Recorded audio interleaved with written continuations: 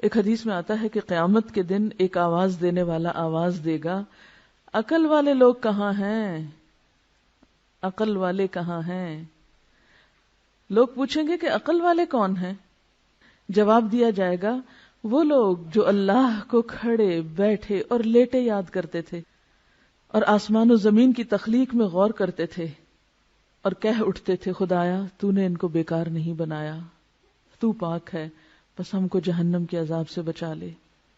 یہ ہیں عقل والے، جن کا ذکر ان کے اندر فکر پیدا کرتا ہے کہ یا رب آخرت کے عذاب سے بچا لے۔ یعنی وہ سارے غور و فکر کے نتیجے میں اللہ کی عظمت اور ہیبت کے قائل ہوتے ہیں، فوراً ان کو اپنی آخرت اور انجام کی فکر ہونے لگتی ہے۔ حضرت ابو ہریرہ رسول اللہ صلی اللہ علیہ وسلم سے روایت کرتے ہیں، ایک شخص چھت پہ لیٹا ہوا تھا، آسمان اور ستاروں کو دیکھ رہا تھا۔ دیکھتے دیکھتے اس کے دل پر اللہ کی ایسی ہیبت آئی، ایسا عظمت کا احساس ہوا کہ بولا، خدا کی قسم مجھے یقین ہے کہ تمہارا پیدا کرنے والا کوئی ہے، تم خود نہیں بنے۔ یعنی ستاروں کو دیکھ کے وہ کہتا ہے، اے اللہ تو مجھے بخش دے، تو جو بھی ہے تو مجھے بخش دے۔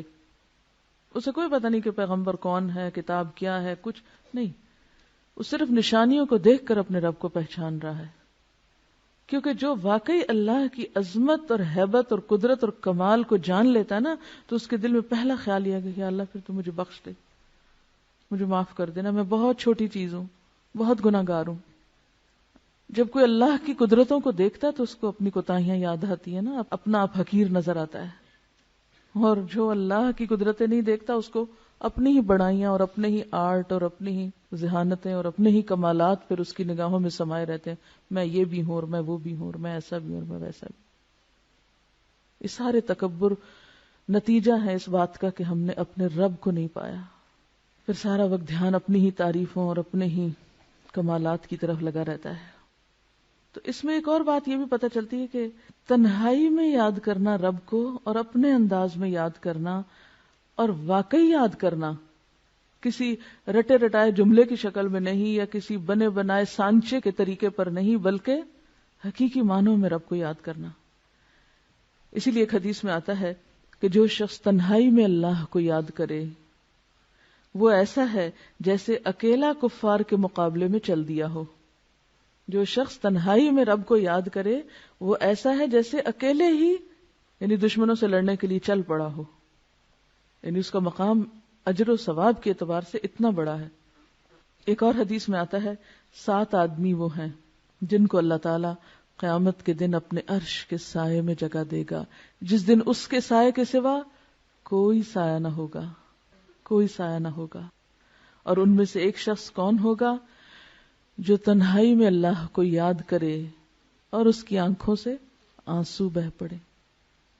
کوئی نہیں ہے اس کے پاس، اکیلا ہے، وہ اپنے رب کو اس طرح پہچانتا ہے، اپنے رب سے اتنا قریب محسوس کرتا ہے کہ اپنی کوتاہیوں پہ نظر پڑتے ہی رو پڑتا ہے کہ اللہ میں گناہ گار ہوں، پاک تو صرف تو ہے، ہر عیب اور ہر خطا اور ہر کمزوری سے پاک صرف تیری ذات ہے، مجھ میں تو بہت غلطیاں ہیں، تو مجھے معاف کر دے۔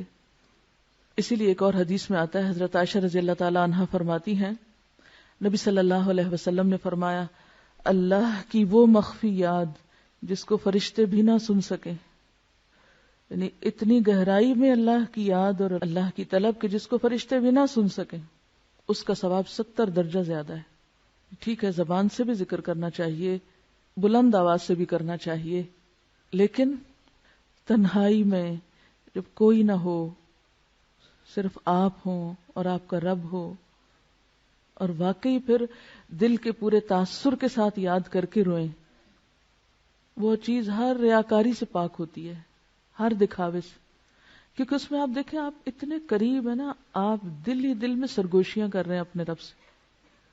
عموماً آپ نے دیکھا ہوگا بچہ دوڑا آتا ہے، آ کے ماں کے کان میں بات کرتا ہے، بہن بھائیوں کو بھی نہیں بتانا چاہتا، باپ کو بھی نہیں بتانا چاہتا۔ کبھی آپ نے دیکھا ہوگا چھوٹے بچوں کو صرف ماں کے کان میں۔ اب بھی کبھی میری بیٹے سے چھوٹے سے بات ہو نا تو وہ فون پر بھی سرگوشی شروع کر دیتا ہے، مجھے اتنا پیار آتا ہے نا کہ کچھ چیزیں ہوتی ہیں وہ صرف ماں سے شیئر کی جاتی ہیں، تو اللہ تو 70 ماؤں سے بڑھ کے پیار کرنے والا ہے۔ ہم کیوں نہیں اس سے سرگوشیاں کرتے؟ کیونکہ سرگوشی انسان کس سے کرتا ہے؟ جس سے سب سے زیادہ محبت ہوتی. تو دل چاہتا ہے انسان اس کی کان میں آہستہ آہستہ باتیں کرے جو کسی کو پتہ نہ چلے. تو جنہیں اللہ سے شدید محبت ہوتی ہے وہ اللہ سے بھی اسی طرح چپکے چپکے دل میں بھی پکارتے ہیں اس کو اور سرگوشیاں کرتے رہتے ہیں. اور پھر جب وہ ڈوبتے ہیں اندر تو واقعی ان کے منہ سے ایسے کلمات والہانہ انداز میں نکل جاتے ہیں کہ جس میں اللہ کی بے پناہ حمد ہو. عبادہ بن صامت نے آپ سے روایت کیا ہے رسول اللہ صلی اللہ علیہ وسلم سے کہ بہترین ذکر خاموش ذکر ہے، یعنی جس میں اللہ کی یاد ہے اور غور و فکر بھی اللہ کی تخلیق پر ہو رہا ہے. اور بہترین رزق وہ ہے جو کافی ہو، کفایت کرے، کفایت کرے.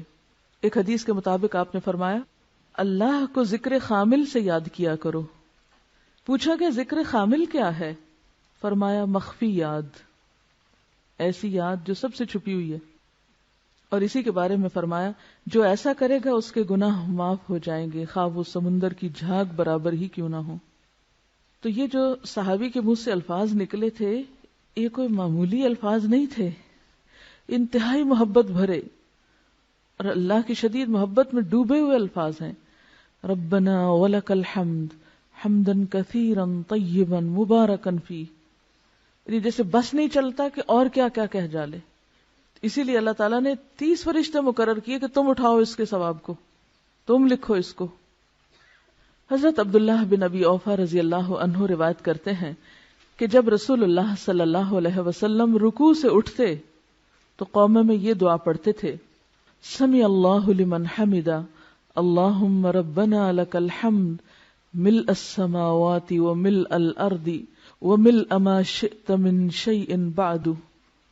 اللہ نے سن لی اس بندے کی بات جس نے اس کی تعریف کی. اے ہمارے اللہ، اے ہمارے رب، تیری ہی لیے ساری تعریف ہے، آسمان و زمین اور ہر اس چیز کے بھراؤ کے برابر جو تو چاہے. یعنی میں تیری تعریف کر رہا ہوں اتنی جس سے آسمان بھر جائیں، جس سے زمین بھر جائے، اور پھر اس کے بعد جو بھی چیز تو چاہے بھر جائے، کیونکہ ہمیں تو پتہ نہیں اس کے بعد اور کیا ہے. ہم تو آسمان و زمین ہی کو جانتے ہیں نا، بس یہی نام آتے ہیں، ہمیں کیا پتہ ان آسمانوں کے پیچھے کیا ہے. اور آپ نے بہت سی چیزیں ایسی پڑھی ہوگی کہ آج کے دور میں بھی جو لوگ کائنات کا مشاہدہ کرتے چلے جا رہے ہیں ان میں سے بعض نے تو بالکل گھٹنے ٹیک دیے کہ ہم جتنا آگے جا رہے ہیں ہماری جہالت میں اتنا اضافہ ہو رہا ہے.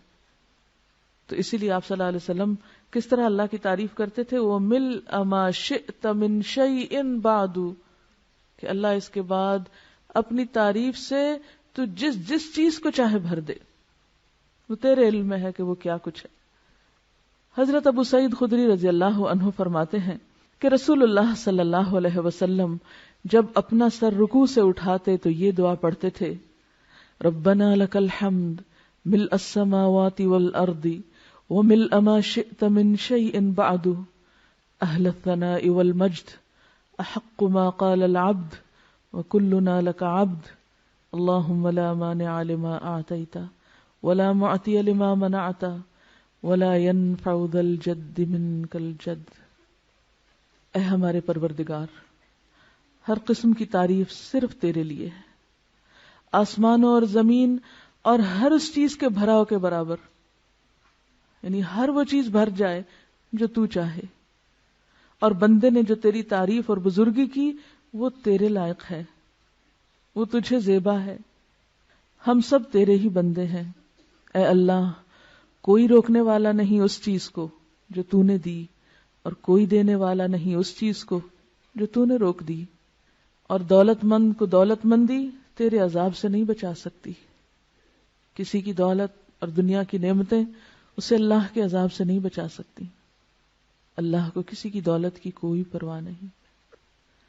کس قدر خوبصورت الفاظ ہیں تعریف کے یہ، لیکن ہم اپنی لا علمی کی وجہ سے ان سے محروم ہیں. مجھے بھی تھوڑا ہی عرصہ پہلے، 2 سال پہلے رمضان گزارنے کا اتفاق ہوا حرم میں. تو جو رات کے پچھلے پہر کی نماز ہوتی تھی اس میں دیکھتی تھی کہ رکوع پہ جاتے ہیں تو اٹھنے کا نام نہیں لیتے، سجدے میں جاتے ہیں تو دم گھٹنے لگتا، جان نکلنے لگتی، وہ سجدے سے سر نہ اٹھاتے، قومے میں کھڑے ہوتے تو دوبارہ لگتا بھول گئے ہیں نیچے جانا.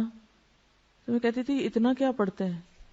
اس کے بعد مجھے تجسس ہوا اور یہ دعائیں پھر میں نے یاد کی. زندگی ایسے ہی گزر گئی، توجہ ہی نہیں کی اس طرف.